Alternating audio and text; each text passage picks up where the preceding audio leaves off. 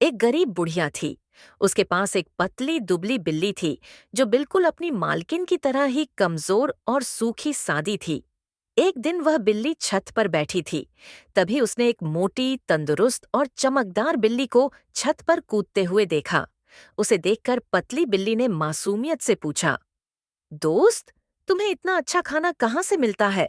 तुम्हें देखकर तो लगता है जैसे तुम रोज किसी दावत में खाती हो। मोटी बिल्ली मुस्कुराकर बोली, मैं राजा के महल से बढ़िया बढ़िया चीजें चुरा कर खाती हूँ। वहां रोज दावतें होती हैं। अगर तुम चाहो तो कल मेरे साथ चल सकती हो। पतली बिल्ली ने झट से जवाब दिया, जरूर, मैं कल शाम को तुम्हारे साथ चलूंगी। यहीं इसी छत पर मिलूंगी। शाम को वह अपनी मालकिन गरीब बुढ़िया के पास गई और सारी बात बताई। बुढ़िया ने उसे प्यार से समझाया, बेटी, जो कुछ तुम्हारे पास है उसी में खुश रहो। सोचो, अगर राजा के नौकरों ने तुम्हें पकड़ लिया तो क्या होगा? लालच हमेशा नुकसान देता है। लेकिन पतली बिल्ली ने उसकी एक न सुनी। अगले दिन दोनों बिल्लियां राजा के महल में पहुंचीं।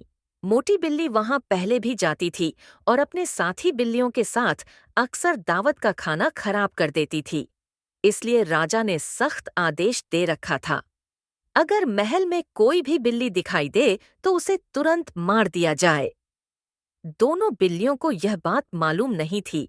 महल के खाने वाले कमरे में पहुंचते ही मोटी बिल्ली चुपचाप बाहर निकल आई, क्योंकि वहां की दूसरी बिल्लियों ने उसे राजा के नए आदेश के बारे में बता दिया था।